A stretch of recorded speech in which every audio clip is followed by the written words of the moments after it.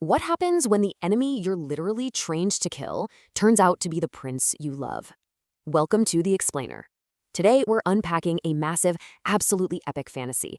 We're going to break down the intricate lore, the shocking betrayals, and the brutal magic of Direbound, which is the first book in the Wolves of Ruin series by Sable Sorensen.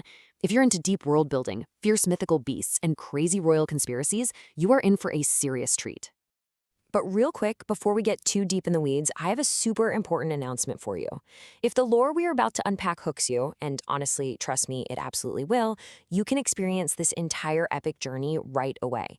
The full audiobook for Direbound is available right now through the link in the description. You're definitely going to want to check that out to hear this incredible adventure firsthand. Okay, let's dive into this. The entire backdrop of this world is defined by a massive, bloody conflict. For 500 years, half a millennium, two great powers have just been locked in this relentless war. On one side, we have the Kingdom of Nocturna. They're powered by these elite soldiers who bond with giant direwolves. Then, on the opposing side, is Astriona, a kingdom ruled by siphons. Think of them as essentially vampires who drain magic and life instead of just blood. Terrible neighbors, right? This ancient, bitter feud really sets the stage for everything that follows. To really understand the stakes, though, we have to look past the grand kings and the giant armies, right down to the impoverished streets of Nocturna. This is where we meet our protagonist, Maren Cooper. Her father vanished into the war 12 years ago, which left her to single-handedly care for her family. And Maren's daily reality? It's grim. She fights and trains just to earn enough coin for her mother's medicine because her mom suffers from these severe, debilitating delusional episodes. Maren's entire world, her absolute core motivation, revolves around surviving and protecting her newborn baby sister, Sailor. But just surviving on the streets is becoming nearly impossible, all thanks to a terrifying threat known as the Nabbers. They're this mysterious, brutal syndicate that has been systematically kidnapping hundreds of children from the poorest districts. Maren kind of suspects they might be working with the enemy's siphons. And then, her absolute worst nightmare comes true. Her precious little sister Sailor goes missing, snatched right out of the city without a single trace. Driven by just sheer desperation and blinding grief, Maren formulates a wild, honestly almost suicidal plan. She decides to enlist in the Nocturna army. Her goal is to get deployed to the front lines, where she's hoping she can track down the Nabbers and somehow save Sailor. It is sheer insanity, volunteering for a suicide mission just to find a clue. And her timing literally couldn't be worse. She quickly discovers that all new recruits aren't going to basic training like normal, they are being funneled straight into the deadly bonding trials. This is a brutal selection process where you either successfully form a mental link with a magical direwolf, or you die trying. So Maren just walked into a 4-month nightmare. It's a grueling gauntlet. It kicks off on day 1 with a perilous climb up Mount Wolfsbane, literally just to meet the wolves. Then comes the voice trial to test mental communication. That is followed by the deadly purging trials, and then the unity trial to test pack dynamics, all culminating in graduation.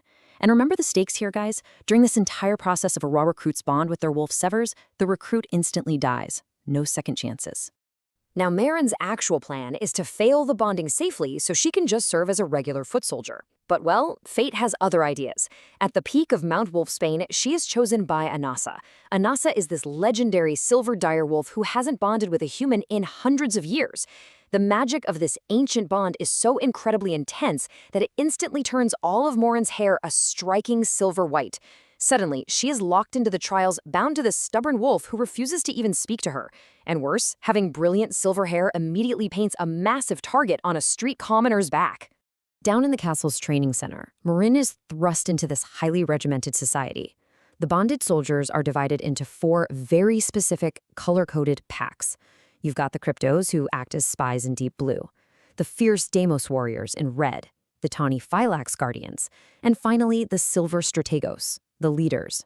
Because Anarasa is a silver wolf, Maren, who is literally a street kid in absolute rags, is shockingly thrown right into the elite leadership pack, the Strategos. This sudden promotion places Maren squarely between 2 massive figures at the castle. On one side, we have Prince Killian, the crown prince of Nocturna. Shockingly, he is actually Lee, a man who disguised himself as a castle messenger who Maren was secretly dating and totally in love with before she enlisted. Then, on the other side, we have Stark Theon, the incredibly aggressive alpha of the Damos pack. Stark is hostile, domineering, and get this. After Meryn kills an attacker in self-defense, Stark brutally tattoos a kill mark right onto her neck. Despite all this intense friction, Meryn's status rapidly changes. When the alpha of her Strategos pack is tragically killed in battle, Meryn and Anasa are forced to step up as co-alphas. But this major promotion comes with a massive, highly ironic catch. It requires her to undergo private, rigorous alpha training directly under Stark. That's right, she has to be privately trained by the exact same guy who just permanently scarred her neck. The proximity obviously forces them together, really blurring the lines of their bitter rivalry. But the real bombshell drops when Meryn starts investigating these strange whispers and visions she's been having. Sneaking deep beneath the castle, she discovers a horrific truth. Sailor and the hundreds of kidnapped children, they aren't at the warfront at all. They're being held in a secret subterranean prison right beneath the royal palace. And it gets worse. The king himself visits this dungeon regularly, taking children who are then never seen again. Meryn is absolutely devastated by this, and that feeling is just compounded when she learns her mother has been brutally murdered back in the city. Reeling from the tragedy and just fueled by blinding vengeance, Meryn takes all this information straight to Killian. Together, the secret lovers plot a massive, totally cinematic mutiny. The plan? Use the upcoming, highly public graduation day ceremony to assassinate the corrupt king, Cyril Valtier, in front of the whole kingdom and take the throne back. Well, the graduation turns into an absolute bloodbath. The king tries to use a magical weapon called the Dire Blade to force a battle royale, but Meryn, really proving her immense power as an alpha, snaps right out of the magical compulsion. She charges the platform, disarms the king, and literally beheads him with his own blade.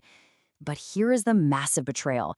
Killian acts completely horrified, pretends the plan never even existed, and has the woman he supposedly loves dragged away to the dungeons. But locked in the dark, a different kind of secret is revealed. Now, what's really interesting about this slide is how the puzzle pieces fit together. And Nasa, her wolf, finally unmasks the identity of her long-kept mystery mate. It's Kados. And who is Kados bonded to? Stark. Because their wolves are mated, Meryn and Stark share a deeply buried, fiercely powerful mating bond. Suddenly, that explains the explosive, totally confusing tension between them all along. And the revelations do not stop there. Meryn possesses an ancient opal necklace, a family heirloom from her late mother. Down in the dungeons, this necklace unlocks a flood of magical memories. Meryn actually witnesses the history of the lost Stern Frost Queens, the original rightful rulers of Nocturna who were slaughtered centuries ago.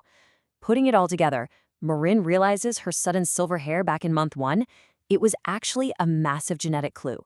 She isn't a street commoner. She is the hidden, rightful queen of Nocturna.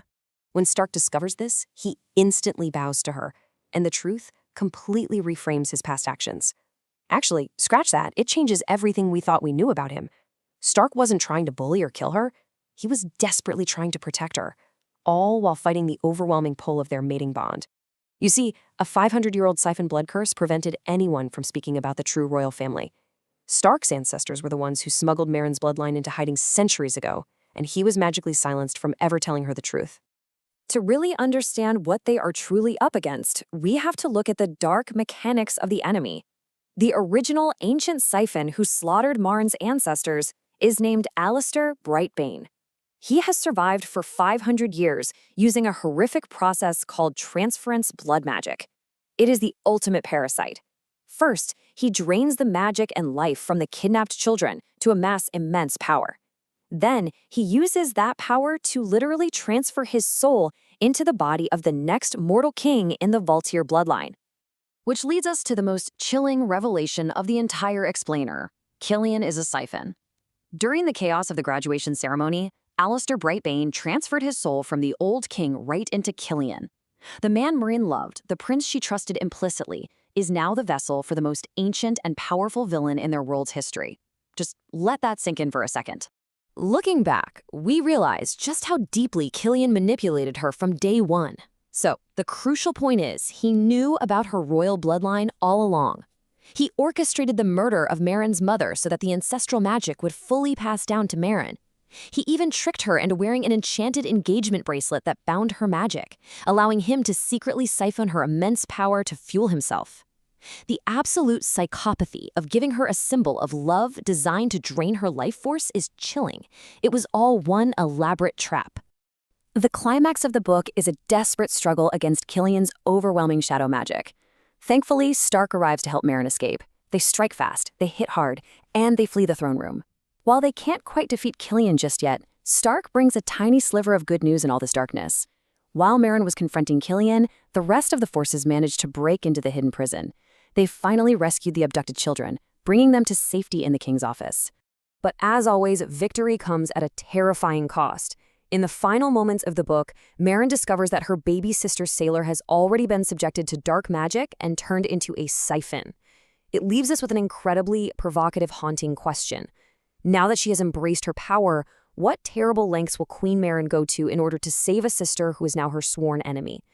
To find out exactly how this incredible narrative unfolds and to experience every thrilling detail for yourself, remember to click the link in the description to grab the full audiobook of Direbound. Thank you so much for joining me on this explainer, and keep questioning everything you read.